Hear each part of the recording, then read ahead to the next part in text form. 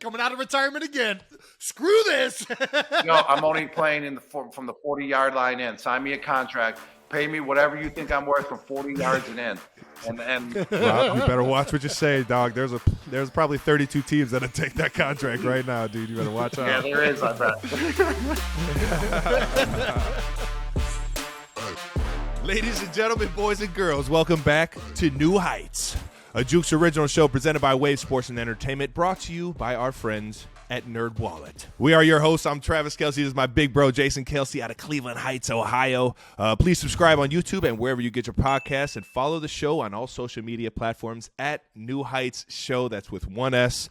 This is a very, very special episode, ladies and gentlemen. Coming to you on a Monday, we've been asking you guys, and you guys are going to get it.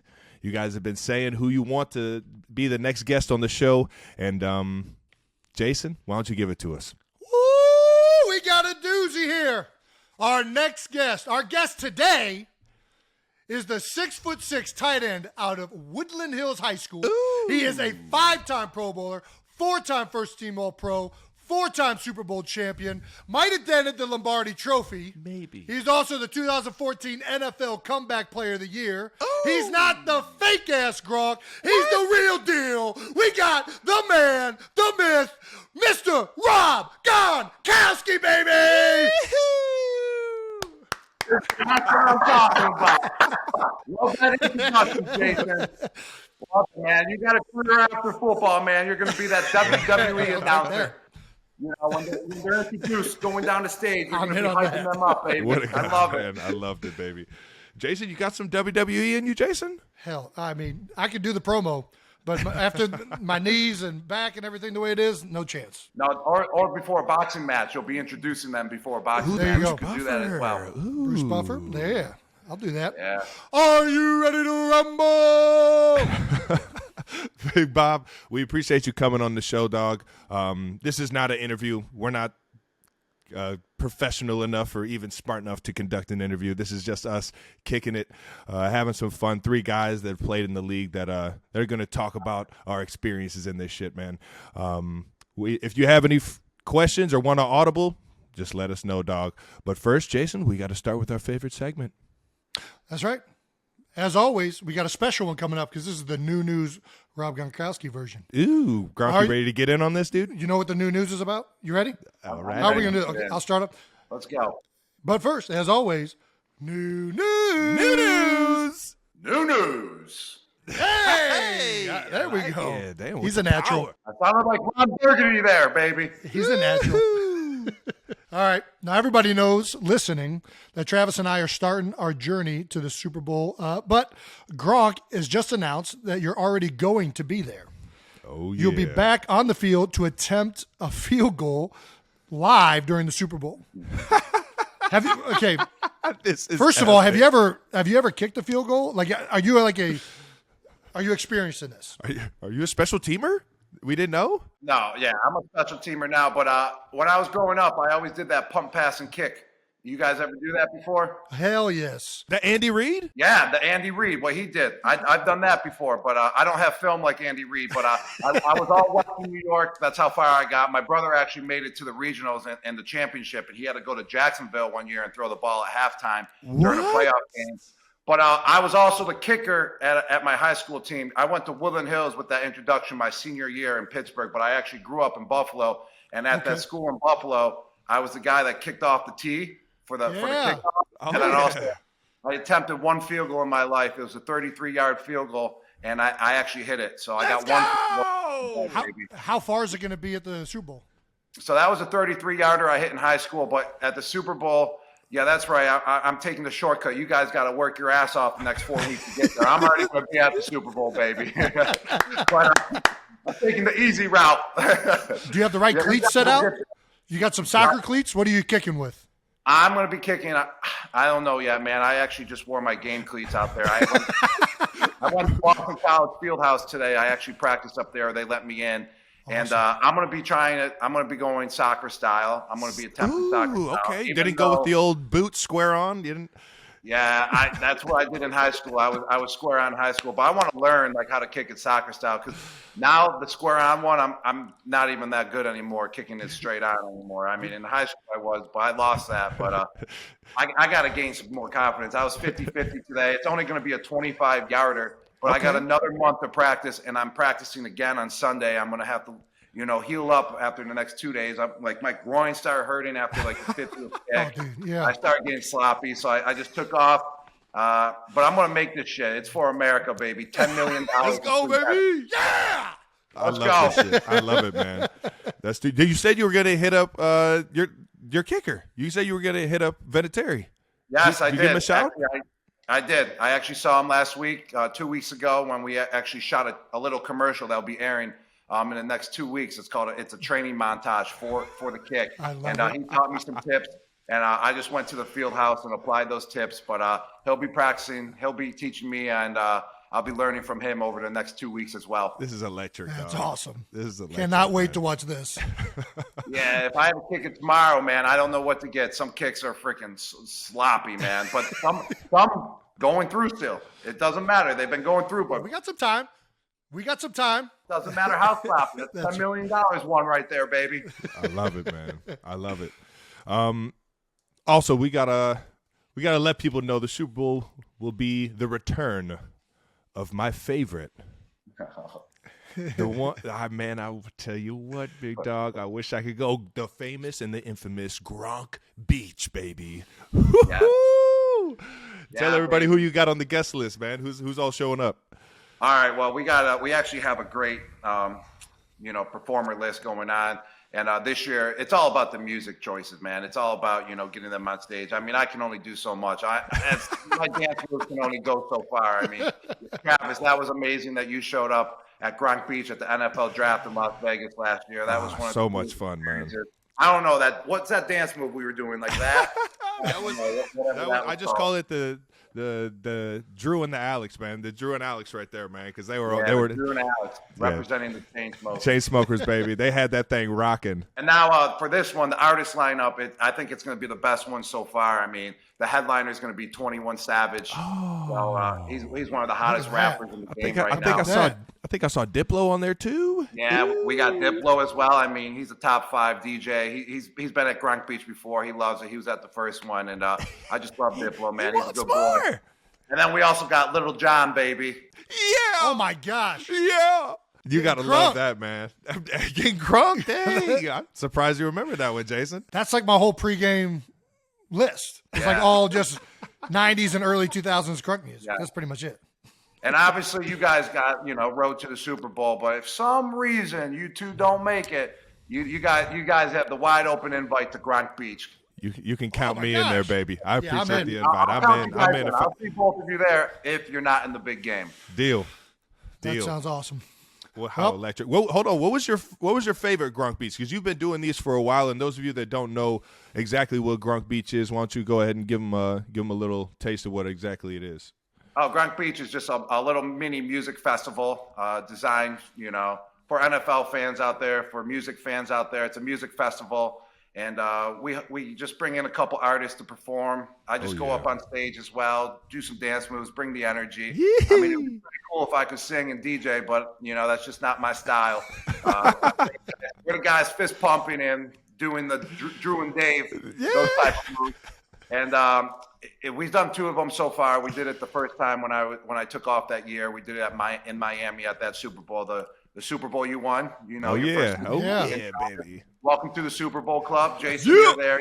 You whooped our ass that one year to get into the Super Bowl club. So you guys got enough. You got to share the wealth a little bit. You got back at the old Kelsey family in our meetup in the Super Bowl. Dude, I had a walk of shame after that game in Tampa. I don't even want to talk about that. But hey, all right. Last bit of new news. We got Gronk. You're officially a movie star. You're in the upcoming movie 80 for Brady, coming out February 3rd, baby. Which is on the 2017 Super Bowl, right? That's with the Atlanta Super Bowl. Yes. It's about the Atlanta Super Bowl, and I got a little part in it. I mean, it's basically all about Tom. It's about 4 older ladies, grandmas, that have never been to a Super Bowl game ever, actually never been to an NFL game. And then finally, they decided to go to the Super Bowl game and drive across the country to Houston and go meet Tom and go to that Super Bowl game. Oh, wow. And in the movie, they break into the locker room after the game, and there's like Amendola, there's Julian, there's Tom, and they break in, and then they also see me. So that's when our part comes into play with Julian, Danny, and myself, and they come up to us in the locker room, and we just hit it off a little bit. They start flirting with us. Jane Fonda. You guys are the Rat Pack, man. Are you kidding me? Of course they're going to start flirting with you guys, man. Oh, it's going to be good. I mean, our part is going to be great. I mean, that's what it's all about. Are these super fans, GILFs, man? Oh yeah, GILFs, grandma. Yeah, they're coming into the locker room and just shooting their shot, and it's hilarious. Coming out February 3rd. I cannot wait to watch that. Oh my gosh! All right. Yeah. Let's keep it. Oh, who's a better actor, you or Tom? Oh man, I'm gonna go with myself there. Oh, that's a dub for the tight ends, baby. That's a dub for the tight ends. Another win for the tight ends. The quarterbacks are always taking over. Tight ends are finally taking over, baby. Let's go, baby. Lead the way, baby. Let's keep this thing going, baby. This is the next segment of the show where we go to 12 bold topics. Gronk. Jason leads us off with the biggest question, the most important question of all. And I'm sure you get asked this all the time, but we're going to do it in a fun way. Yeah, you've been asked this a million times. The big question is obviously, story of the year was if Brady made the call. You know, you talking about coming out of retirement. We're obviously taping this before Wild Card Weekend, so it's really not officially ruled out yet. You know, you tweeted out, I'm kind of bored. I don't know if there's a winky emoji there too. Yeah, I mean, yeah. Caught my attention. Really what I want to know is if Tampa wins this week, is there a chance I see you next week on the field? Oh, man. He's got to tell his defense. I got to tell Jonathan Gannon. Jonathan Gannon's got to be prepared for this. All right. Well, yeah. I mean, first off, that I'm kind of bored was actually a lead up to the kick of destiny that I was signing. Okay, there we go. All right. I mean, I can't believe how everyone picked that up and was like, oh, he's going back to football. I never gave a clue in my life when I'm going back to football. It's always about something else, and no one has picked that up yet. It's never about football. Yeah. But if they win this week, would I go back next week? What's so great about it, though, is I'm a total free agent right now. I don't even have to go back to the Buccaneers. I can go back to another team. I'm going to evaluate all the wins and maybe sign with a team next week. Oh, my gosh. He's going to eval. He could be AFC or NFC. He's going to be all over. I can be anywhere, baby, but there's no chance that I'm signing.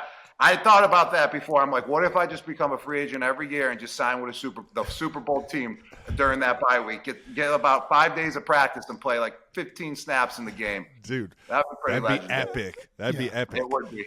That would be only Gronk could pull that off. That would be something. I mean, come on now. So you did come out of retirement once before, though. How did that happen? Who made that? Did Tom just hit you up and you just decided to come out? No. I mean, he went through that whole process of going to another team. I talked to him. We actually threw in February before it all went down, and I was like, I was actually ready for another opportunity. I just wanted to, test the market, see what was out there, go to another team, and just see what it was all about. I mean, that's what I like to do. I like to explore a little bit. So I actually told him, yo, man, if you go to another team, man, I would possibly be down to go with you. Yeah. And I was like, you go through the process, you do you. I mean, I'm not putting no pressure on you. Pick whatever team you want to pick, man. I already know you. You're gonna you're gonna make the best, business decision out there. And after he made it, it was actually I was looking at like 2 other teams though, and then he went to the Buccaneers, and I was like, Buccaneers. I was like, I don't even know anything about the Buccaneers. I mean, who did at that time? Like those last 6 years, still play for them? Is John Gruden still 2012, Derek Brooks? 2018. No one knew anything about the Bucs. Like right. Tampa didn't even know anything about the Bucs. They were selling out like 7,000 tickets to a game only. But when he went there, man, I just did my research and I was like, man, this team's pretty epic. Actually, I mean, they got a team. It was a chance for a new opportunity, to blossom, and I just felt like it was the right decision to go back to football. And go out and try it on a new team. And after that year, I mean, obviously it worked out very well. No, trust me, I know exactly how well that worked out. It was, honestly, that was honestly the greatest football team I think I've ever played against, dog. You guys were stacked, and by the end of the season, you guys were playing flawless football, man. Yeah, and our defense was playing so well together at end of the year, especially headed into the playoffs. It was just ridiculous. They were on fire. Our linebackers were just superb. They were everywhere on the field. It was crazy. It's nothing like those dudes. David, they were everywhere. Yeah.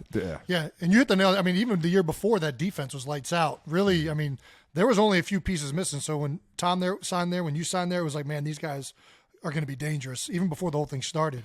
Yeah. What were the other teams, though? I got to know. You said there were some other teams in the mix?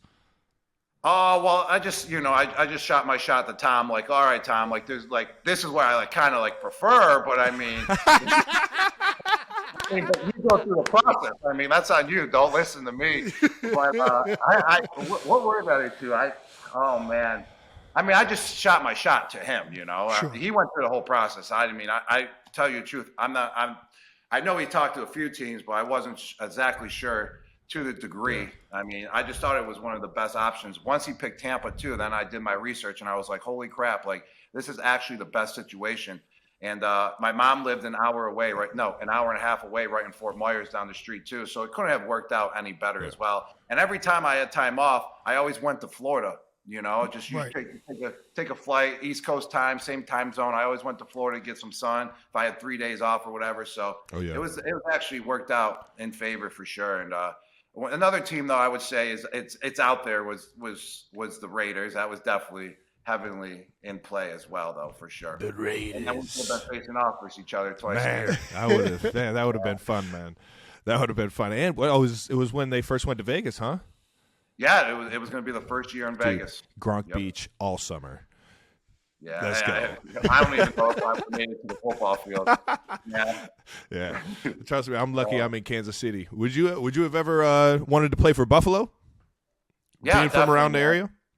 That's actually I'm right from Buffalo, New York. I grew up a Buffalo Bills fan. I mean, my favorite player, Takeo Spikes. I mean, such a football name as well. Also, they had Eric Moulds, you know, Andre Reed. They had Andre Reed, baby, and everyone. And it was definitely when I was going through the draft. I mean, they were pick number, I think, 40, and I went pick number 42. And I mean, they were also pick number 8, but when they passed me at 8, I was like, I knew I wasn't going to go. But in the back of your head, you're still like, oh God, this would be awesome if they picked me right now.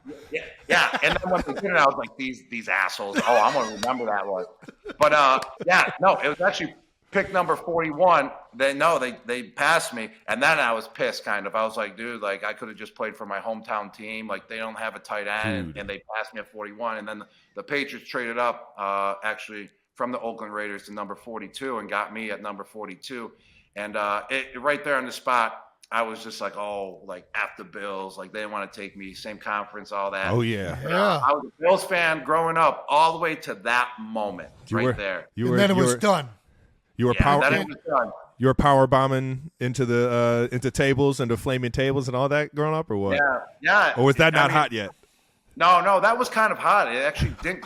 It became hot to do that at tailgates, but in Buffalo, that's like what you did. I mean, I remember in elementary school, I was fake fighting people, thinking I was in the WWE. Oh yeah, 100%. Once we were on the playground, we were in the ring. Yeah. Who were you replicating? Which wrestler were you being? Oh, Val Venus. Val Venus! I've never met a Val Venus. I've never met a Val Venus. Lady. That is so on brand. I love that. I love every bit of that, man. Yeah. That's great. Robert Val Venus, baby. Let's go. But also, I'm okay. Now I'm retired again, so I want to bring this back up. I'm kind of a Buffalo Bills fan now again. Dude, now that I'm not playing no more, I'm like, dang. They're a fun team to watch. Good tight end. How cool that would be to play for the Buffalo Bills. I actually thought about it when Tom retired this year. I was like, all right. Like I didn't really feel like playing football again after this year. And I was like, Tom retired. I was like, I'm going to check out some other teams. I was actually in talks with the Buffalo Bills a little bit. Yeah. They wanted me to come up there. And it just wasn't there though. And my mindset was there. I I would probably most likely be in Buffalo right now playing with the Bills. Man. Holy cow. Yeah. Dude. Well, don't join them after what this could week, have been? so. Yeah, you still got time. No, you don't. No, I would love to see that. Probably just kick the field goal, man. Dude, America is counting on you. They got a good tight focus end, on one dude. thing. They got a good. No, man, that would be freaking epic, man. And I can only imagine. I know growing up, I used to want to play for the Browns, and then I got to the league, and it was kind of like, damn, probably. No, I'm not going to say that. You can say no, it. you beat us. It worked out well with Andy. It worked out well with Andy. Worked out real well. It worked out well for both of us not getting drafted to our hometown team. There we go. Well said. Perfectly said, Gronk. But you actually beat me to our next topic, which is a rewind to draft day stories, baby. Let's take it back to the beginning. You already told us about the insight on getting drafted or your view of it. Jalen Hurts told us that he was almost a Steeler, and Pat told us that he actually cheated. He cheated his way into getting drafted by Kansas City, which we all appreciate him. If you ain't cheating, you ain't trying, baby. You got any draft day stories outside of that one? Like any funny interviews or anything like that? Oh, yeah, man. I got some draft day stories. Well, first off, they took I thought there was a slight chance I was going to go to Cincinnati at the 21st pick. I mean, obviously coming out of college, you want to be a first rounder, and that's the whole goal. You think you have to be a first rounder, which you don't even have to be drafted at all in order to make it in the NFL. I mean, but you want to be first rounder to think you're cool and shit. I mean, when it really doesn't matter. But so they passed on me. They took Jermaine Gresham, actually, the first tight end off the board. Ooh, yeah, I remember that. And Oklahoma. And I had a tryout with just a one-on-one tryout with the Cincinnati tight end coach too. And I was right there at the table, and I was pissed. And my brother said something. I was like, shut the F up. And my mom was like, I never seen you mad before. Like, this is your first time you're mad. I was like, I was actually kind of pissed. But then my agent was right there. He's like, you don't want to go to Cincinnati. And I was like, oh, all right, And then when I got drafted the next day, actually, I'm the first. Actually, this is legendary. I'm the first player ever to go to New York City and be drafted in the second round. That's I remember you were at the draft. I was a humble guy. You were on stage, baby. Moment. Yes, and then when I got drafted at the 42nd pick, I started celebrating like a madman. I didn't even care no more. Attaboy. I didn't even care no more that I was in the second round. It didn't even matter. It was just the best feeling of all time, having your dream come true. And then I got up on stage. I chest bumped Roger Goodell. I had my brothers there, my family. We're jumping up and down, celebrating. And then I get a phone call, and I'm like, hello. And they're like, and it's Bill's assistant, the guy, Bears. That's his name, Bears. You walk into the facility right with the Patriots. He's the first room you go by, and then to get to Bill's office, you got to go through his office, and he just assistant. He's up on date on everything. And then I get a call. I'm like, hello. He's like, can you get off the stage? And I'm sitting there like, get off the stage. So I'm already getting fucking yelled at by the Patriots. 5 seconds. What? I was drafted by the Patriots. Can you get off the camera, off the stage? We don't want to see any more celebrating. And I didn't get it. I was like, okay. So then I just walked off the stage and started jumping up and down below. I guess they don't like celebrating. Your first introduction to the Patriot way. Oh my gosh. I mean, never stopped me though, baby. Yeah, baby. They learned to deal with it for sure. Yeah, they did. I'll tell you what, man. I knew every time I had to perform, because the second I wasn't performing, I was like, "Oh shit, I can't do my thing no more." I was like, "I have to perform," and actually, that's what helped me perform. Is like, in order to do all my, all my silly stuff that I just love to do, I was like, I have to perform. Yeah. I have to perform. I love it. That's amazing. I had one run-in with old Bill Belichick, brother. That was during the draft. I went into one of those rooms in Indy during the combine. I don't know if you went to the combine. Did you go to combine? Yeah, I went to the combine. I didn't participate though. I only did bench press. No, you probably repped it out though. I didn't. I did everything but bench press. So I'm interviewing with the Patriots, and there's probably like 5 people. This is like the lowest amount of people that were in one of the rooms. Like everybody had their front office, all the coaches. Like there was like 10 to 15 people in all the other teams' rooms, but in the Patriots rooms, there's like a handful of people. Coach Belichick being one of them, and I'm sitting there, and he's interviewing me, and I'm talking about it is the most straightforward interview I had ever been a part of in my life. it was, I want to say it was stale, but man, it was a little static in there. And so I tried to like lighten it up a little bit. He asked me if I like to go into bars and like if I like to party. That was kind of like the red flag, was that I didn't take football serious. And I I told him it was I believe right after you had just had elbow surgery. And it's like, yeah, I like to party and this and that. I don't know if I'm gonna be in the bars with a sling on, but I've never been in the NFL, so I don't know. And when I tell you, I didn't get a single like glimpse up. He just kept writing, dude, just absolutely nothing. And that interview ended pretty early. It did not. And I realized, I was like, okay, this guy doesn't like to fuck around. Okay. No. Fuck that interview up. I kind of ruined it for you because you said I'm not going to be in a sling in a bar. You were referring to me. And maybe one day you'll. Little did he know, I've actually been in the bar with a sling. All right. Exactly. I actually lost it that night. Don't tell the He passed on you Chiefs. twice. That's BS, man. How many times did he pass on you? You were what? Fourth round, third round? I was second. You were But second? I was third. No. I was third. You were third. You're trying to add? Third. Come No, on, Rob was second. Yeah, I was third. No, he passed First on pick you in the twice, third. man. First pick in That's the some third. BS. You're the what, fifth tight end taken, Trev? Yeah, that was. Listen, man, there was a lot of good tight ends. Who was the out first one taken in your draft? there. Ironically, so Tyler Eifert got drafted by the Cincinnati Bengals in the first round. Yeah. There we go. Zach Ertz went to Philly. Yep. Gavin Escobar went to the Cowboys. Yep. Botched that interview too. R.I.P. Gavin. And Vance then McDonald. Vance McDonald went to the 49ers. John Leach and Jim Harbaugh looked me up and down. I was like, nah, I'm going to go with the biggest, strongest guy in your class. I was just like, nah, okay, fair enough. He's a good player. Hey, it all works out in the end, baby.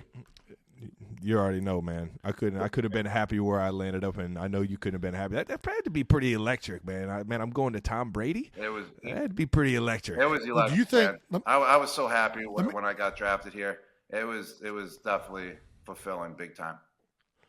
Well, and you were the first tight end taking that draft? No, Rob? I mean, Jason, did you just miss out on the? Did whole you? part? You? I just He, Oh, he- the Grisham. yeah, Grisham. He's we get hit in the head for a living, man. I got I know. You know CT how it goes. real bad. Chill out, hey man. Chill out. I know. man. Yeah, you're right. I shouldn't mention. We do get hit in the head, and What is whenever this? whenever people like, yo, that was stupid, Rob, I'll be like, yo, I've been smacked in the head like 50 times. It's a permanent get out of jail free card. Yes, it is. We're just Honestly, playing Monopoly. honestly, I might blame Jason for more of the hits than the NFL, but outside of that, Oh, Jason, Certainly hit you without a helmet. Yeah. on. You beat up on Jason you hit me beat up on without- Travis growing up? Oh yeah. Okay, of course. Yeah.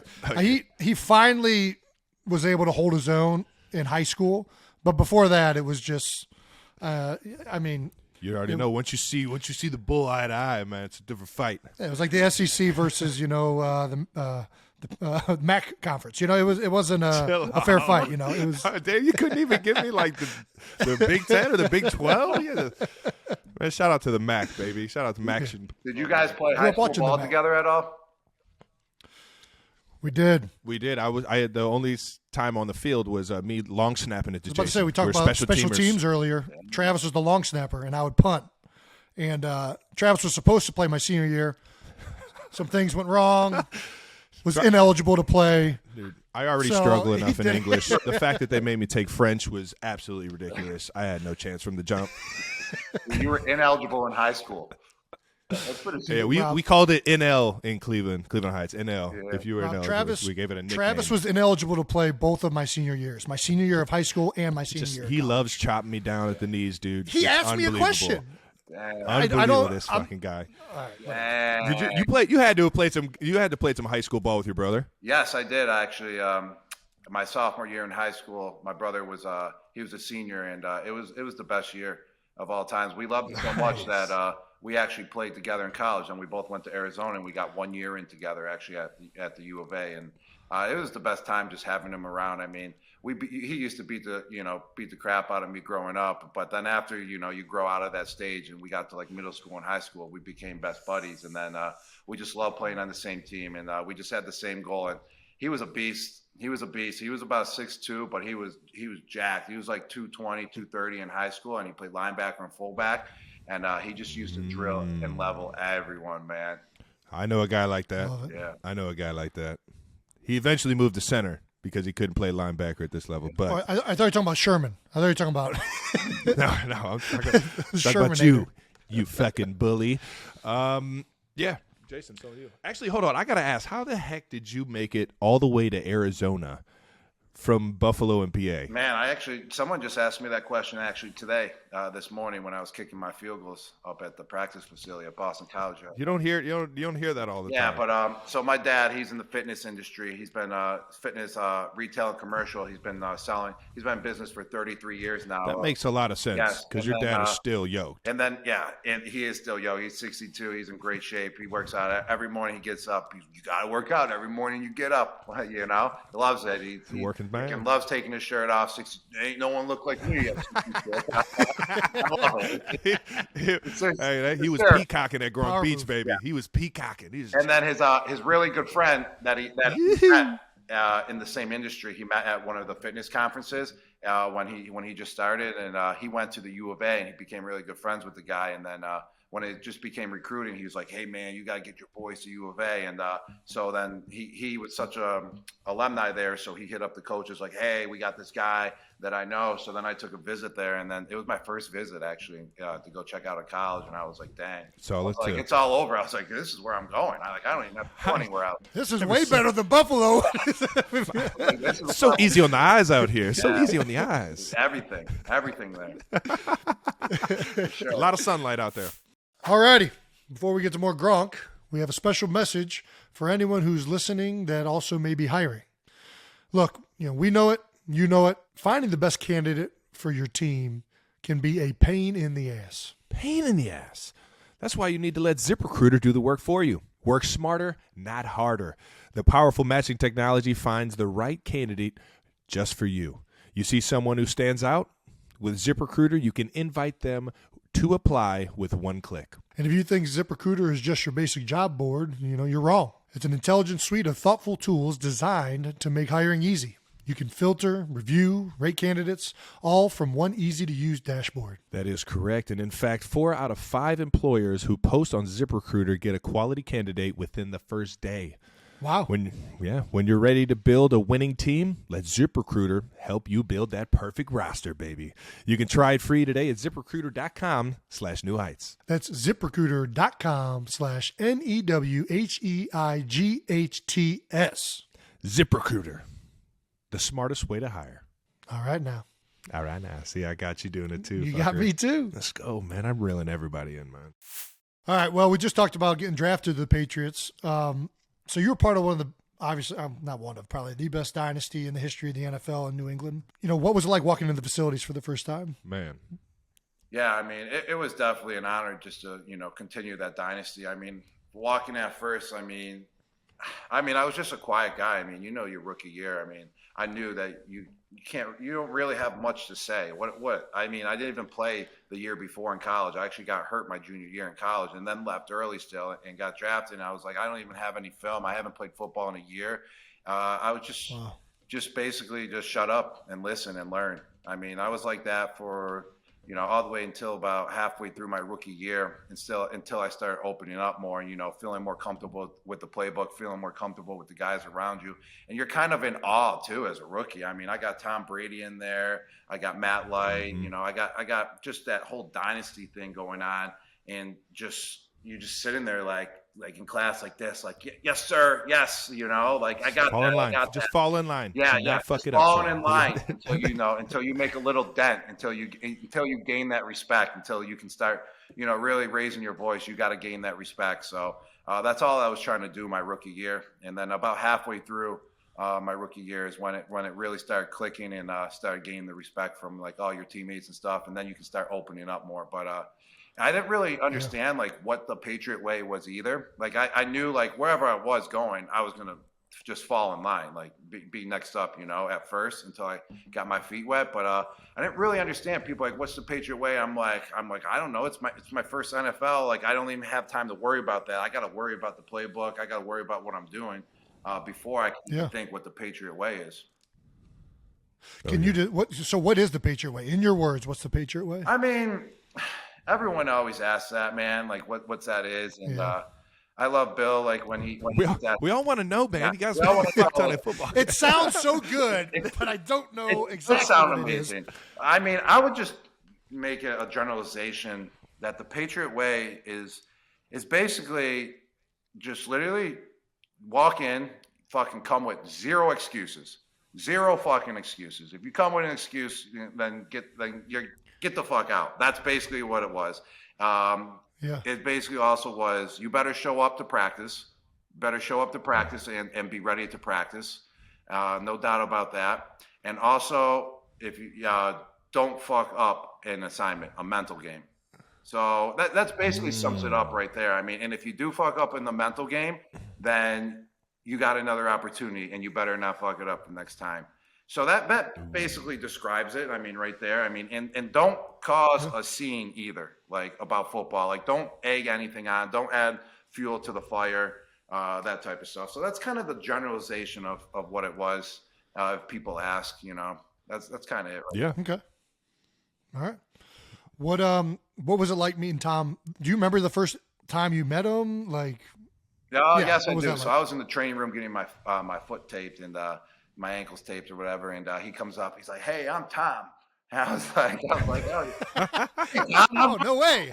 I was like, "I gotta play it cool too." I was like, "I'm just gonna introduce myself. I'm not gonna be like, oh, big fan or anything." I was like, "Hey, I'm Rob, man." But it was just hilarious. He was like, "Yeah, Tom. Like, I know you're Tom, dude.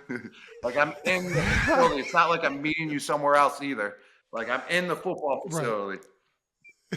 And then what was funny is, like, a couple years later, new rookies came in, and he still did it to new rookies. And I was just sitting there watching, like, their reaction, and they're like, they all get confused. You're like, he just introduced himself as Tom. That was a good scene to see. Yeah, that's how you know you're a next level superstar, when you introduce yourself by your name, and everybody's like, "Yeah, we know who you are, man." Yeah, you don't got to say that anymore. Yeah, so I don't know what led to you guys having like such great chemistry. Was it just, were you guys on the same wavelength? Was it practice? Was it all the above? Yeah. Oh yeah, I mean, not the same wavelength at first. I mean, at first I thought he was out of control, man. I was like, this dude crazy. Like I just never seen Really? Yeah, I never seen anyone. In what way? Like a dickhead, like, kind of. I was like, he's like a coach. Like this isn't like my buddy, like you're going into the NFL. You're expecting it to be that. What's that movie with Jamie Foxx as the quarterback? Sunday. Any given Sunday, baby. Any given Sunday. Like that's in my mind. That's what I was expecting. That's what I was expecting. Yeah, I'm right there with you. Dude. Like that's how I lived my first couple years in the NFL too. Like that's what I wanted. Like the movies trick you. Like you think every time. So I'm like, man, this isn't anything like any given Sunday. Like I'm like, this guy's fucking yelling at me. I mess up just a tad bit, and the dude's yelling at me like, get over there like a coach. He's yelling at me more, and then it took me a little bit, to realize like where it was coming from and what the love was for. And I kind of felt like he was more hard on me at first, because I think he saw some talent in me, man. I think he saw the opportunity that I had that was presented in front of me. And every single day, man, after practice, he would make me stay. He would make me and like two other rookies stay. And he'd be like, we're getting on the same page. And he'd be throwing pass after pass, route after route. I'm like, man, I just took first team, I took second team, and I took that. What's that rookie year reps ain't no fucking joke. And they keep everyone after the rookies and the like second year players. What's that called again? The mini camp, the rookie mini camp. Oh yeah, the rookie mini camp. No. After practice, they bring over the guy like to the other side of the field. Like say it's joint training camp, and like we. That might be the Patriot way. No, it was everywhere. It was like fundamentals or something. It was called like that. We called it developmental. Yeah, that's what we call that one or something. Yeah. And I did all that too, and then he'd be like, "No, you're staying after." And then boom, I'd be running 10 routes with him after the practice too. And then he would be calling me in the meetings. This is how I want you to run the route. I don't ever want you to go around the guy here. Like it's a flag route. He goes, get outside of the guy when you run a corner. If you go inside, guess what? I'm never throwing you the ball. He was just always telling me the place where he wanted me to be.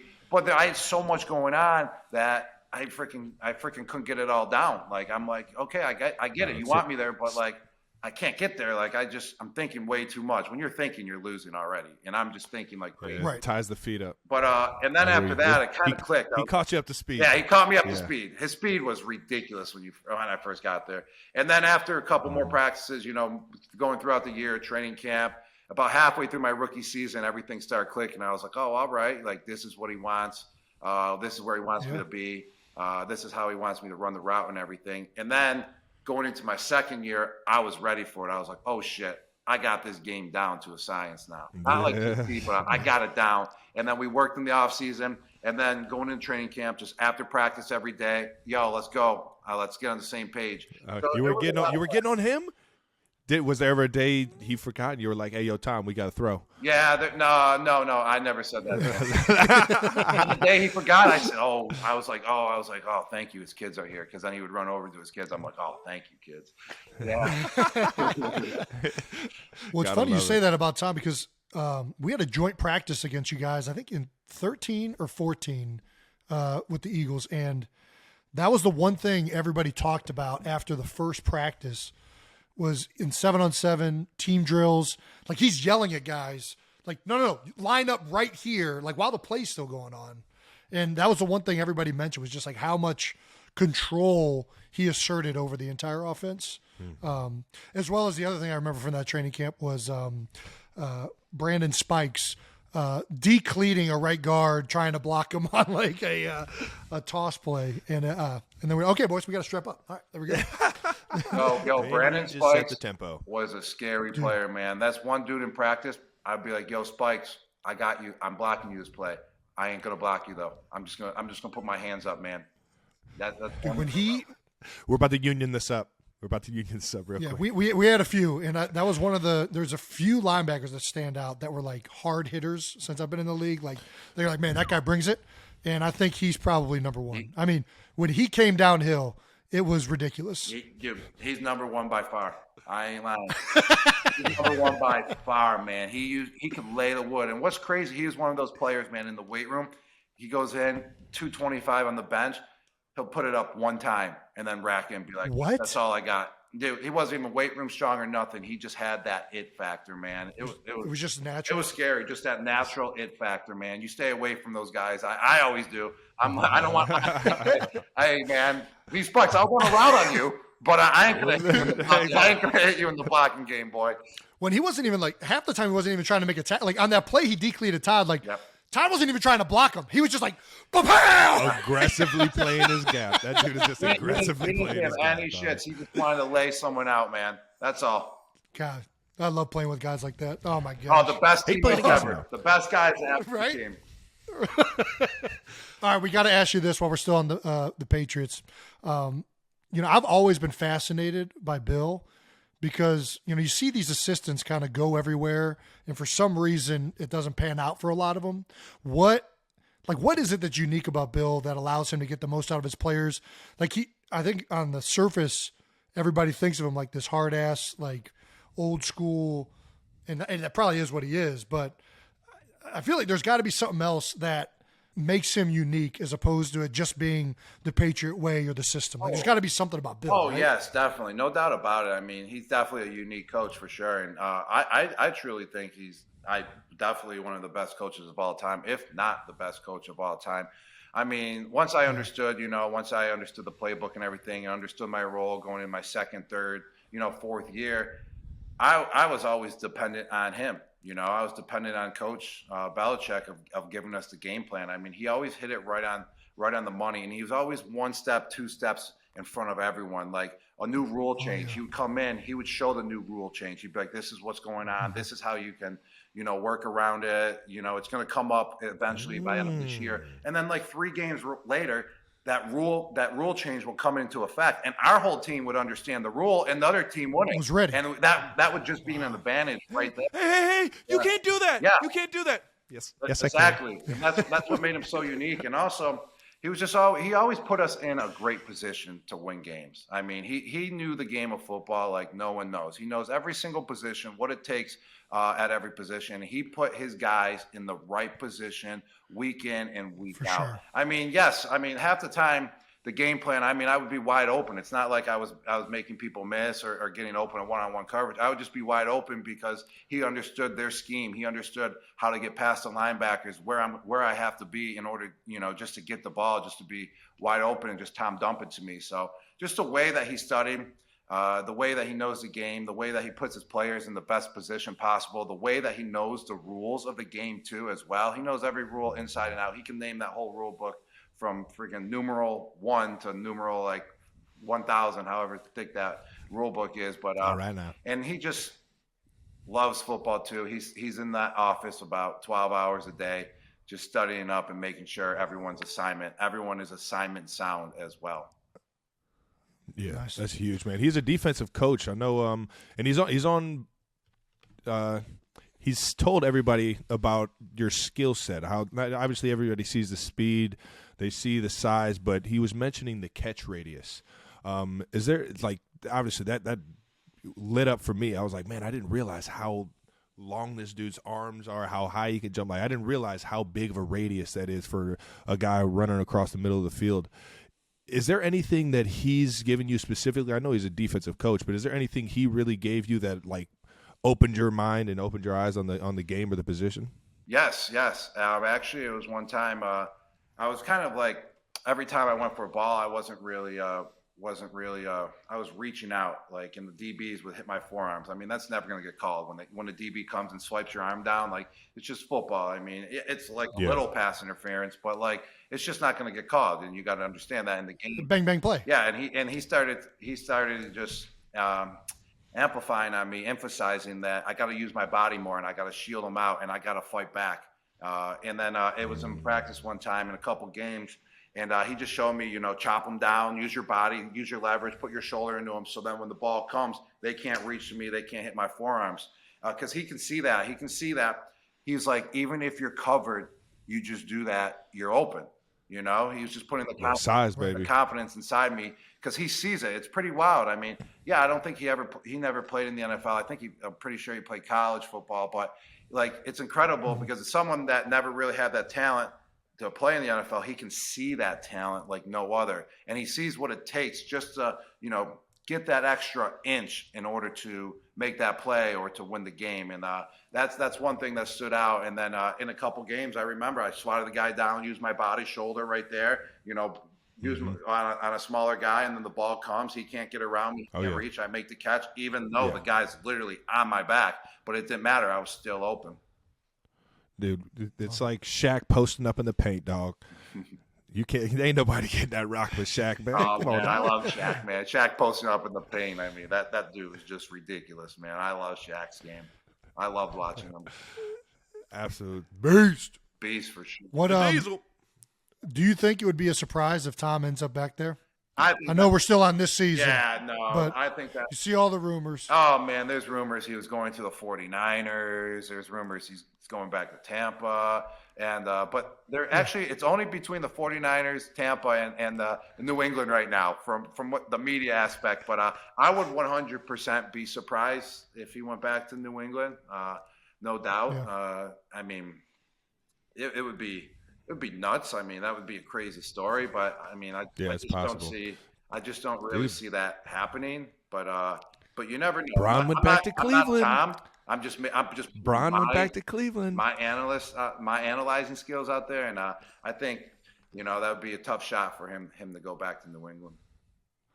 All right, I hear you. But it's open. It's open though. A tough shot. All right. We know that. Shooting out of the woods in the golf game and hitting it. That's possible. It can be done. Yeah. But all right, we asked everybody on this show. So we'll ask you. Do you have an oh shit, like we talked about Brandon Spikes, do you have an oh shit moment of being in the NFL? Yeah, I do. I do. It was my rookie year.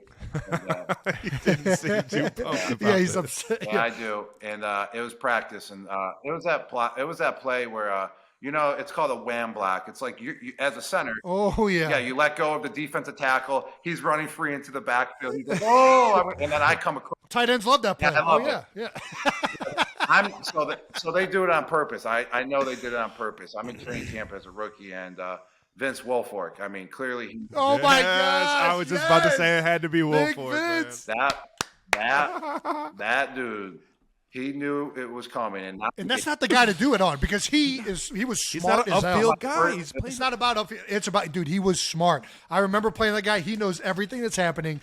I guarantee he knew. He's like, okay, there's a tight end off the ball right here. I know exactly what's coming. But I also think Yeah. they told him because I was like trying to prove myself, and I'm just freaking running into everyone. They're like, let's see. I know what they were doing. I think they told him, yo, Gronk is going to try to wham block you. Let's see what he's all about. We're letting you know.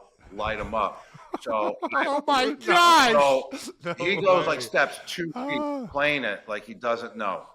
I'm coming full speed, and I was like, I gotta prove myself. Like this is wild. And dude, that dude lowered his shoulder and just gave me the biggest hit of my career. I went flying back 4 yards, and he just started celebrating. But everyone came up to me, and they were like, you know something? No one else would run into that guy, and you just did it. And I was like, that's right. That's right, baby. Way to fucking send it, Rob. Way to send it, baby. Oh, I love that. Man, Vince Wilfork, I can only fucking imagine running into that Dude. Dude, he was especially if he knows you're coming. In his prime, too, you watch his highlight, you're like, dude, he looks like a receiver out there running at like 350. It was outrageous. It was outrageous. It was. He's got more picks than some of the DBs do. Yeah, he does.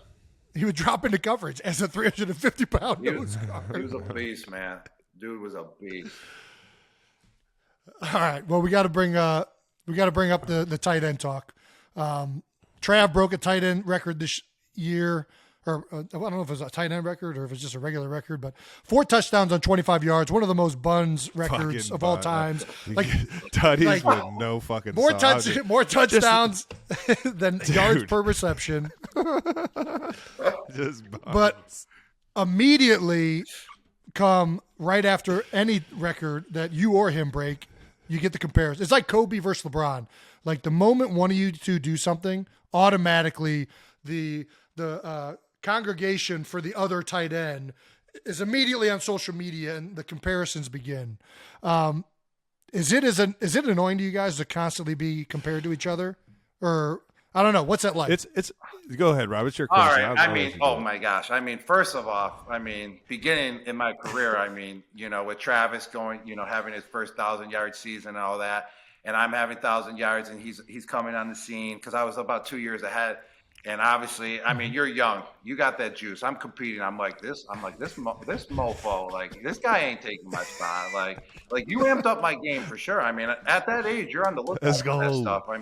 You care you care big time. I'm like, this guy ain't taking my spot. And then he does it again the next year. I'm like, all right, this guy's for real though. Like, and then it's pissing me off. I'm like, he's trying to take my number 1 spot, and I can tell. And then, over the last, and then you did it again. And then I started appreciating it. I'm like, oh man, this guy's a real deal. Travis is a real deal for sure. He's putting up 1,000 yards every year, all these catches, touchdowns, all that good stuff. He's leading the offense. And like I said, it made me amp up my game. I'm like, I can't slack one bit. Like you always got someone coming for you. You always got someone better than you coming, right behind your tail. And you definitely helped my game big time because, without that push, you're never going to get better. And then that 1 year, you broke my the receiving yard record. I was like, 1,300 yards, and you got like 14 or something. And Kittle did too, and I was like, Kittle smoked me 45 minutes later. He got me. These motherfuckers. I was like, oh, I got to get back out on the field. I got to get back out, And then, when you're that age, you got that thrill in you and all that. It definitely was a challenge to me. And without that challenge, I don't think I would have been as developed as I was and as competitive as I was for sure. But over the last year now, I see you just doing your thing. You got 7 1,000-yard seasons in a row. You had over 100 catches this year. It's just I'm appreciating your greatness, man. What you're doing for the position. At first you want to be the highest paid tight end. Your ego's in the game, and at first, I'm glad that it's out the window now, and that it makes me appreciate what you're doing as well, man. You're getting the tight ends on the map. You're making, I don't know, 17 or whatever you're making this year, and I still think you're underpaid for sure. I mean, you probably have more yards than any receiver the past 5 years, even Devontae Adams, and he's making like 29, 30 a year. So it's just great what you're doing, putting everyone on the map as well, and just continuing that position to greatness.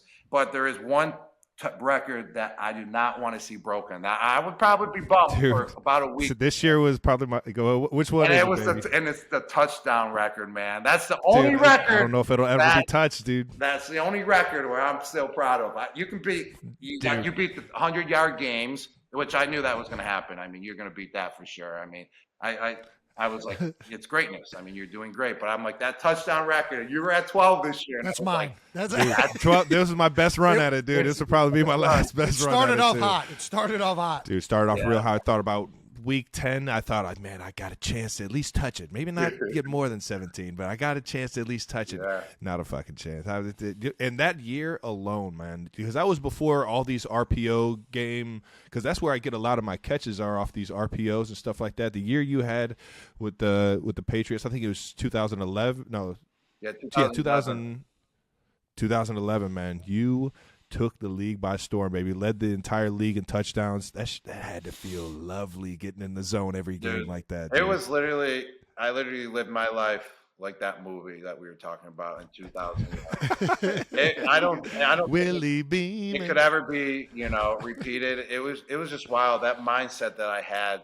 I mean, I was so beat up, to tell you the truth. It was incredible how beat up I was. I was swollen. My elbows were swollen every week. I had like bursa sacks broken. I didn't do one single treatment. Jeez. Didn't do one bursts, man. People don't realize. You didn't do any treatment? Why didn't you do any treatment? It was my first 2 years. It was. Were you cold tubbing it at least? Were you like saunaing it up? Were you getting some blood flow? Yeah, just once in a while, some cold tub, man. I didn't really know, man. It was let me, after the game, let me party, let me, pound some beer, get numb from that, and that's the way it is when you're young, though. When you're young, it's like, hey, you feel invincible. I was feeling 100%. invincible on the field as well. It was like, yo, just give me the ball, man. I'm just gonna run full speed. I don't care. I'm taking these huge, massive hits, and it was weird. It was one of those years where I couldn't even feel pain. It was just a blessing to be out on the field and be in that mindset. And it was just feed me. It was weird. It was just feed me. It's like, Tom, I'm gonna get open in the red zone no matter what. That mindset, man, was just incredible. I was 22 years old, and it just was the best year ever, dude. It really was. Owning it. Yep. Well, I'll tell you what, brother. I appreciate what you said. I don't want time to fly by and me not say I appreciate that. But I definitely have been chasing your greatness ever since that year, man. Even because that was the year that I actually switched to tight end. Was the year that you took the fucking league by storm, and I was like, I want to be that fucking guy. He looks like he's having a fuck ton of fun, and he's owning everybody in the National Football League. I want to be that guy, and yeah, dude, I've been chasing your greatness ever since. Obviously, still chasing it, trying to get to 17. I still fell at 5 short, man. You ain't getting that one. I might have to come back and try to get that guy. Coming out of retirement again. Yeah, Screw this. Come out. No, I'm only playing from the 40-yard line in. Sign me a contract. Pay me whatever you think I'm worth from 40 yards and in. And Rob, you better watch what you say, dog. There's probably 32 teams that'll take that contract right now, dude. You better watch out. Yeah, there is, I bet. Did you like Trav? Obviously, he's talked about it in the show and just said, but he's looked up to you. Were there any tight ends when you first came into the league that you modeled your game after? Yeah, big time. I was actually thinking of that before we came on. I was like, oh, this is definitely going to be brought up, but I mean, I loved Tony Gonzalez when I was growing up. I mean, just the way he played the game. He was the model as the tight end, but obviously, but there was one guy that I was like, that is exactly who I'm going to be. You can ask my brother. I go, he's crazy. This guy's crazy. He's partying all the time. He gives no cares. And just take a guess who it was. We were Jeremy Shockey. Jeremy Shockey. Yeah! I really fucking love my favorite. Trav, you love Shockey too. Who doesn't love some Shockey, baby? Yeah. How can you not, man? Get that ball and trucking the fuck out of safety. Losing his helmet, still running, fighting people. But my favorite story about not just lose his helmet and keep running, lose his helmet and keep trucking. Like he's still head using down. that head down. I'm still running you. Hair's going crazy. Yeah, he was just a monster. But my favorite story, why I loved him so much too, I mean, that was coming out of the U as well, and the U was just so much like just energy, you know. Oh, yeah. You just love that energy. Yeah. And the best part Swagger about of football at that time. I was in college, freshman year, and this article came out about Jeremy Shockey, how he's getting carried out of a stretcher in Vegas at a pool party because he's dehydrated. And I literally saw the article. I ran over to all my buddies. I go, this is why I love this guy. Like he's party. I'm gonna be like this guy right here. That's who he gets it. Yeah, he gets it. That's amazing. He was any given Sunday in that thing, baby. He's Willie Beeman, man. Yeah, he was. Let's go. That's what legendary. Yeah, I don't even know. I can't even follow anything up with that. Jay Shockey, how much? baby. How much? So one of the I kind of botched this earlier when I asked how many tight ends were taken the year you were drafted. But the reason I kind of asked that on the spot was there were 5 tight ends taken from the first round of the 3rd pick and earlier in Travis's draft, and I can't help but think that there were that many tight ends selected that early because of what you were doing in the league at the time. Do you I feel like the tight end position, like you, Oh yeah. I mean, maybe you want to throw in Tony, but I feel like you really elevated what league-wide teams thought about what the tight end could do. Jimmy Graham was in there too. Yeah, Jimmy Graham, thank you. Yeah, so I just think that, you were one of those guys that elevated what the league thought of the tight end position. So, yeah, how has the tight end position changed since you've been in the league? Oh, I think it has changed tremendously, actually, especially spreading the game out wide. I mean, I started going out wide a little bit. I was doing it in college, actually. My junior year, it was a whole package to go out wide all the time in college, but then, unfortunately, I got hurt. But, yeah, with that draft class, man, I'm telling you that I was part of one of the best draft classes, I would say, in NFL history. You know, and one of my colleagues who I play with for, I will just say I played with him for those 2-3 seasons. And I think we just took that elevation to the next level, especially having a 2 tight end set. I mean, no one's really ever done that before and never brought that attention to the tight end position. And then also you had Jermaine Gresham, who had a great career in Cincinnati. You had Jimmy Graham, who was just absolutely putting up numbers as well. And then we had a couple other good, solid players that played and were putting up stats like 600, 700-yard games, just tight ends that were drafted in the 3rd, 4th, 5th round that year as well. And I thought it was one of the best draft classes ever for tight ends. But just to be able to put the tight end position on the map, I mean, that was one of my goals, man, for real. Like, I wanted to. Like, I always saw that the tight end position was, wasn't like, didn't really get recognized, what the greatness that it brings to the table. And if you have a good tight end now, I mean, that's what every team is now going for. I mean, and it's really difficult to find a solid, tight end that can go out there and produce. I mean, it's hard. I mean, to be bigger and to be able to run, past a DB or a safety. I mean, they're smaller than you. And then also you got these athletic linebackers you got to get by. It's a difficult task. So that was definitely one of my goals. I even told Coach Ferentz, he's the offensive coordinator, Brian Ferentz for Iowa now. He was my tight end coach for his 2 years. And I was, oh wow, awesome. I'm gonna put the tight ends on the map, baby. And he's like, oh, that's sweet. You're never gonna get past Jason Witten. And he's just saying this to get me going. I was like, wow. Yeah. Going into my second year, I knew it too. Going into my second year, it was weird. I just knew. I was like, watch, I'm gonna break every single record this year. I'm ready. Stars were aligned. Yeah, baby. It was, man, and it just happened, man. And it was just a great feeling to put everyone on the map. I signed a pretty good deal too. That was the biggest ever for tight end. Biggest of the time. Yes, at the time. But it was definitely an honor to do that, and it was one of my goals in life when I got to the NFL to do that as well. Definitely a lot of hard work and that crazy mindset that I had at the beginning of my career. But it's just cool now to see, like, Travis, you're continuing that now. You're taking it to a whole nother level. It's not just like myself. Jimmy Graham did it as well. And it helps just our group out as a whole. I mean, the tight end position got no respect ever. I mean, yeah, you had Tony G, you had Antonio Gates, and then it was no one else, so then they didn't even get the respect that they should have been really getting. But just the way that we're bringing it to the table now, you got a Super Bowl ring. I mean, Shockey got a Super Bowl ring with the Saints. I mean, Kittle's doing a great job. He's putting the 49ers on the map. I mean, I believe that if you want a good Kittle, baby. If you want a good offensive system, you better find a tight end that can play ball and get you some plays. Well, speaking of that, as the two, I guess, OGs of the new type of tight end, are there any young guys right now in the league that both of you look at and you're like, they're kind of on the horizon? Guys that maybe even people don't even know about. Ooh. Is that tough?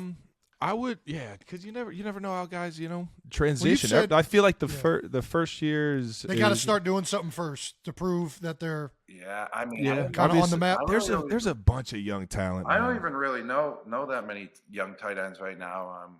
I mean, only the guy from Tampa, because I watched Tampa a little bit. I can't. What's his name again? The one that they took in the fourth round. I know exactly what you're talking about. Dapped him up. He's a great guy. He is. Can I remember his name? So I don't God. I feel like I asked him. Man, Cade Otton. That's what it is. Cade Otton. I think he's pretty decent for the Bucs. But other than that, I don't even know of a rookie tight end that's doing anything. I mean, you got Kyle Pitts, but I mean, I feel like he's kind of like a tweener. Like I don't think he's a tweener. He's not sure if he's a tight end. He's not sure if he's a receiver. And if you get his game down, I think he's got he's super athletic, but crazy upside. Crazy upside. But I think you have to figure out how to use his upside for him to be successful. And this year, 100%. he downgraded because that new coaching staff or whatever doesn't know how to use his talents. Because he's not exactly a tight end, he's not exactly a receiver. So how do you use his talents is the question. Right. That's a great point, man. And I'll tell you what, I'm thankful that I got a great coach. That can, Andy's pretty good at that? Yeah, he's pretty damn good at that. Yeah, it's actually my whole career is Andy Reid. Mine's Tom Brady and Bill Belichick. All right now. Not a bad combo. Let's move on to Brobacks, baby. We are all brothers here in the NFL. We got both two sets of brothers. Your brothers also played in the league. We've told some wild stories of what it was like for us growing up and playing sports, being crazy, competitive, breaking every single window that we had in the house. What was it like growing up being one of five? It was amazing. Like that had to be. Like you just said, I feel like we've had the same childhood and kind of breaking windows, football getting thrown around the house, kickball, whatever it was. But I truly believe it helped me get to where I am now. And I would say it was probably the same for you guys because you guys, it didn't matter what age you were. I mean, Jason being bigger than Travis, but he was probably playing with you and all your friends and whatever competition it was. Vice versa, yeah. And that's how it was, man. Like that mini hockey. We lit mini sticks. You know what that's about. Yes, mini sticks. You guys, that's what I'm talking about, baby. That's where it all starts. That's where it all starts. I mean, the mini sticks, just being competitive there. I mean, you don't want to lose when you're a kid. It doesn't matter if it's your brother, your friend. And it was just the best time. I mean, full out hits, mini sticks hitting chins.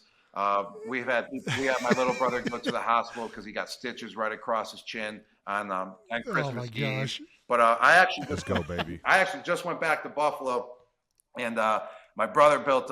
He has 4 kids. He built a mini stick arena. And what did I do? I went right down there, put the goalie pads on my knees so then I could sit on my knees. I was about to say, you can't get on the knees anymore. There's no way. Oh, no, dude. Put the goalie pads on. I'm in a big net, and they're all shooting on me. And I put the helmet on and the gloves. So my knees were protected, and I'm just sitting there, just bringing back childhood memories, man. It was the best. It was just mayhem, though. I loved it, man. My childhood was so awesome, man. I loved it. That was one of our highlights, too, is when Big Ed, our dad, built the mini stick arena in the basement. Plywood, baby. We got a bunch of plywood for boards. We were checking each other into it, going nuts. Mini sticks was where it was at growing up. Dude, the absolute best, man. But you and your brothers are up to something nowadays. You guys got your ice shaker. You guys invented the ice shaker. Yeah. Why don't you tell us a little bit about it? Oh, yeah, man. Check it out. I got the Christmas-themed ice shaker right here. It's beautiful. Nice. But my brother Chris, he's kind of a genius. I mean, he went to Arizona with me, and I swear he was in the business school, and he never studied, and he'd go and just get like an A, and I'd be like, that's incredible. He was just a genius like that. But he played 3 years in the league as a fullback position, and then after he left, he created the business ice shaker. He was just like, he was using other protein shakers, and they would smell like the plastic ones and stuff. And then he created that, and he's just been doing a good job, just improving it every single year. He's about 6 years deep now into it, and he's a great example. Actually, all my brothers are from. I mean, you can struggle big time going from an athlete, to the next phase of your life. And it's great that you guys are doing this podcast because then it helps set up like what to do, activities to do after you're done playing and all that. And my brother, especially Chris, I mean, all my brothers have done a great job, but Chris started this business, Ice Shaker. It kept him busy right away. And he's just been improving it every single year. And we went on Shark Tank with it. And then A-Rod bought in, and then I bought out A-Rod. He made about triple his money when I bought out A-Rod. So that was a good investment. Hey, all right, A-Rod. Yeah. I see you, big dog. A-Rod. So now I'm a part of it. I just do I'm kind of like just a spokesperson for it, kind of market for him, use my social media. I, do some, go to some events for him as well. But it's just really cool just to see how well he's doing, and also how, he made his family a part of it. And it's very successful. And he's just, trying to take it to the next level every single week. Dude, that's awesome. I think we might. Is Ice Shaker a New Heights sponsor now? Yeah, Hey. Get it? I mean, we're it could speaking be, but into existence. I got some Ice Shakers for you guys. I'm going to send you guys some as well. Hell yeah. I'm gonna need, that's what I'm talking about. They're coming to you guys. I mean, it's he's got many different sizes. He's got gallon jugs now, half gallon. Keeps your drink warm for 30 plus hours, or if you want to go out. Nice. It doesn't matter, but he does a great job with it, and he works hard with it as well. So you guys got some custom ones coming next week. They'll be there. Let's go, baby. We appreciate it, dog. Thank you. So we're on a podcast, so we got to do a Mount Rushmore, man. My brother did Philly Legends. We had Jalen Hurts do his favorite QBs. Pat Mahomes did wide receiver QB combo duos. You were definitely on that one, my friend. So for your Mount Rushmore, we wanted to bring it brothers style. 4 out of your 5 brothers play in the NFL. Who is on your NFL brothers Mount Rushmore? Not including the Kelce's or Gronks. Gronkowski's. Yeah. All right. Dang. That's a you need some That's a great question right there. I mean, I'm going to probably put them number 1 right now. I mean, they're just tearing up the defensive side of the ball. I'm going to go with the Watt brothers. I mean, J.J. Watt, gotta Hall put of the Fame Watt brothers career, up there, man. and now his brother T.J. Watt over at the Steelers, winning MVP, defensive MVP. They both signed. They both topped each other with their deals that they signed. Putting it out there. So they're just beasts. They go full speed every single play. And then they had another brother as well that was a fullback. TJ. So I got to put them number 1, man. Yeah. Especially on the defensive side, they're by far number 1. And how many brothers are we picking? How many people are going up on Mount Rushmore? 3. We need 3 more. 3 more. Right. 3 more. And then I'm going to go. Who you got for us? I'm going to go with the McCourty twins. They don't really get little bias, but yeah. Dude, yeah. they were some dogs. I've never had an easy day going up against them. I can promise you that. Rutgers guys. I played with Devin. I mean, he's been with the Patriots for 12 years now. Then his brother joined us. We actually won a Super Bowl together when we beat the Rams in Atlanta. And both of the brothers were on the team. They're kind of like under the radar players. I mean, don't get as much press as everyone else, but they're great players. Great, and they both have a Super Bowl.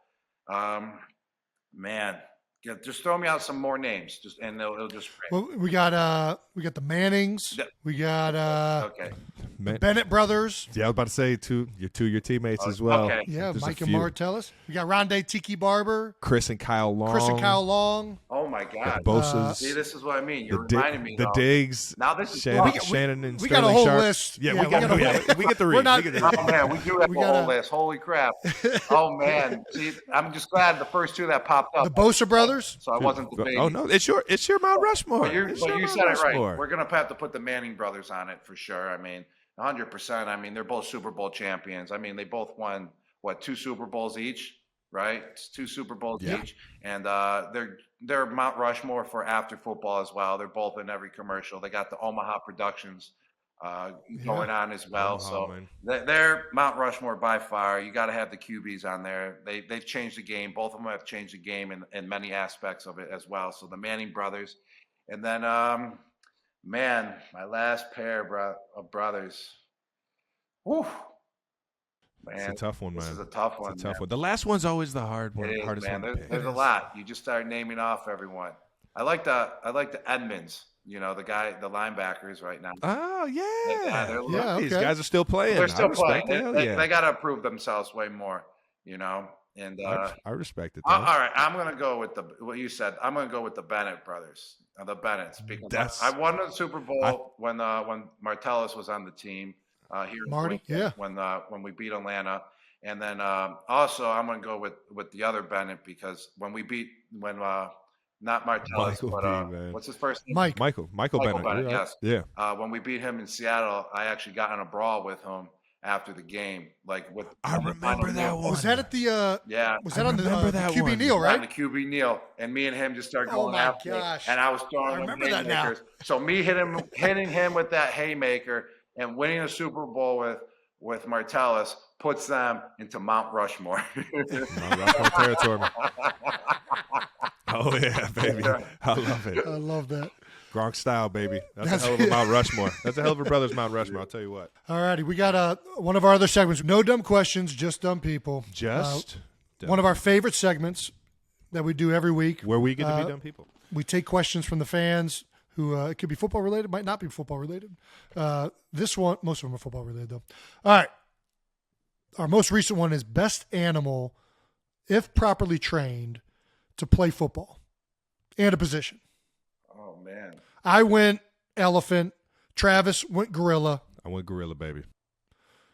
You can go. I'm going. You go bird. Oh, I know. I know what I'm thinking.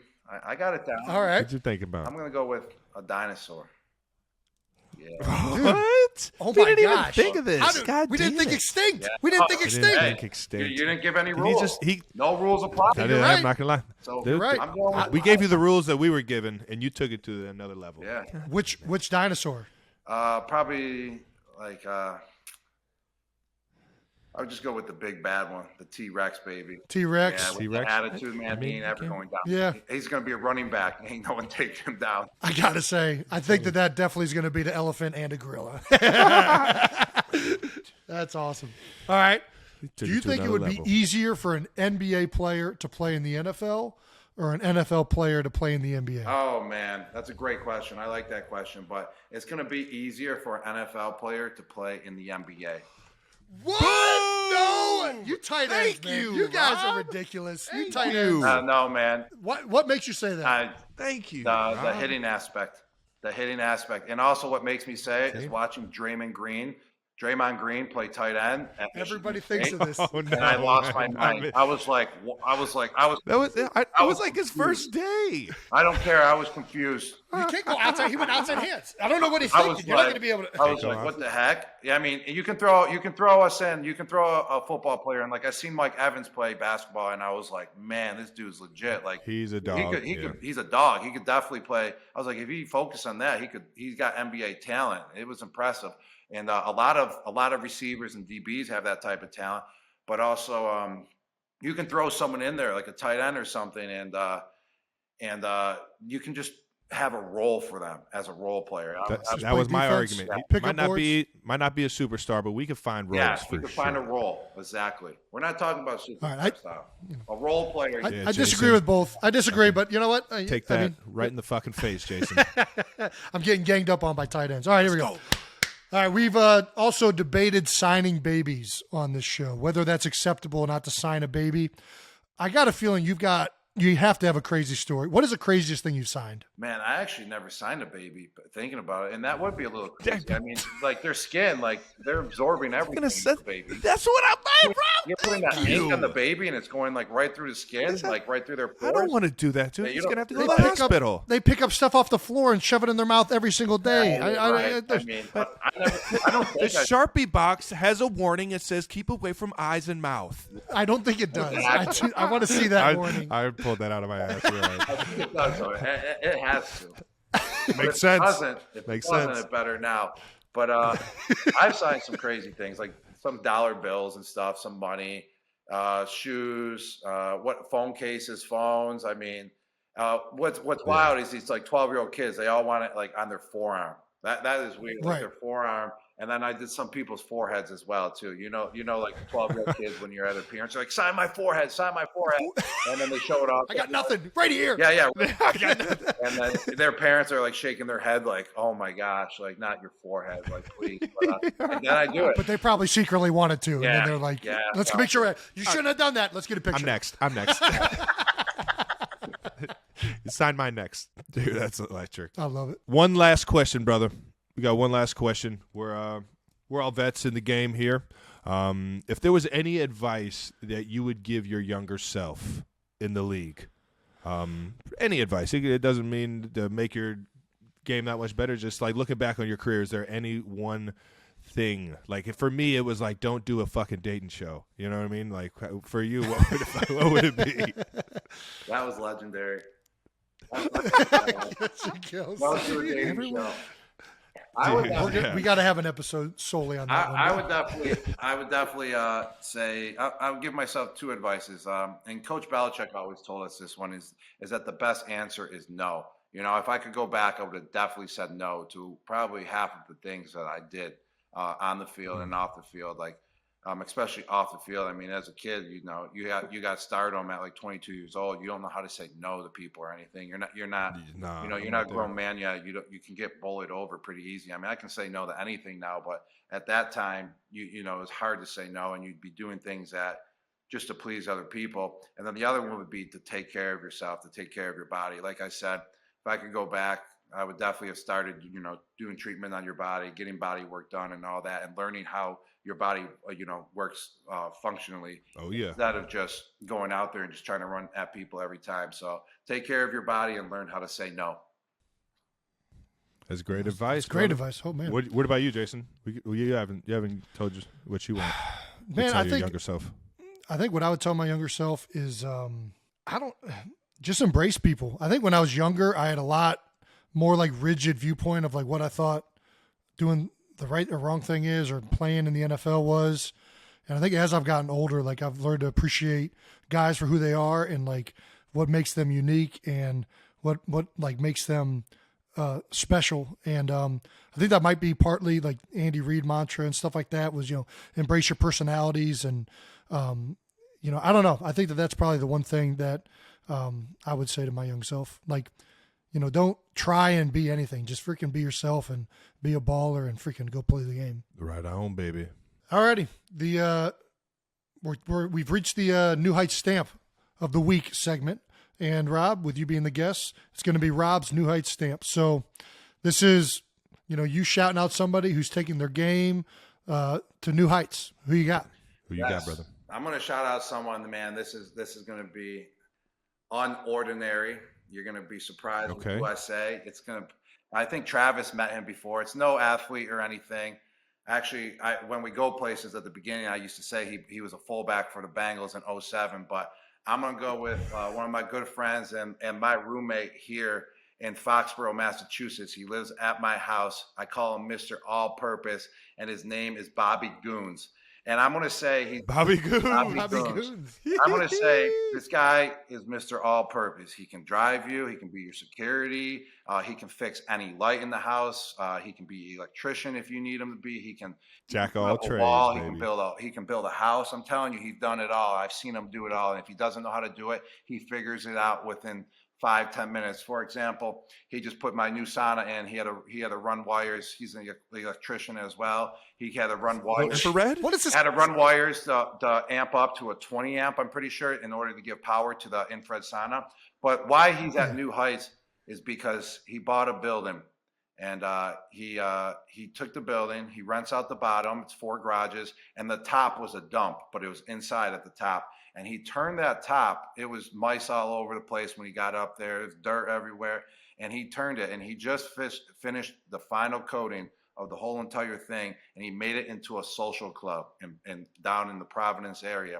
And growing up, he always had a social club, his family and them. And he just did the whole thing himself. He built the whole thing, the flooring, the walls, the bathrooms, the kitchen, the whatever, you name it. He did it himself, and he took his game to a whole new level. And you just got to let's go, baby. That man, how someone can do that, and they're jack of all trades. So I got to give it to Bobby Goons for taking it to a new level. The Army Swift knife. Bobby Goons, Bobby Goons, baby. I love that, man. That's legendary. What can't he do? You guys ever heard of a guy like I know a guy? Yeah, Bobby Goons. Yeah, there you go. It's nice when you only need to know one guy. That's exactly the best definition You can give them right there, Travis. I love it, man. And I got one Bobby final Goons. question for you guys as well, man. I mean, obviously, your guys are in different teams facing each other. And my parents always argued, oh, I don't have a favorite son. I love them all. But who do your parents cheer for when you guys are facing off versus each other? Dude. I mean, they say they're cheering for both of us, but we know that both of them secretly like one of us more. But they don't say it outwardly. Yeah, they don't say it until Mama Kels does say it. But that was just so. Dude, she said it. She said she did say it. But you and I both know you're the baby. I only know what Mama said. I will say this though: she cheers for the offense when we play. It's as easy as she can go, and then she's happy for whoever won, and obviously feels bad for whoever lost, which is knock on wood. All right, here we go. And then Dad. Here's the question. All right. Who is she meeting in the tunnel first after the game when you guys face each other? That's the real question. Who is she seeing first? I think she's seeing you. I think she's seeing you. Like, let's be honest. Come on, Mom. Come here. Even Dad. I thought I had Dad. We got a playoff game this next week, and my dad already told me I'm going to Travis's. I was like, oh, okay, cool. Yeah, I don't mind. This is probably just my last time ever doing this, but that's cool.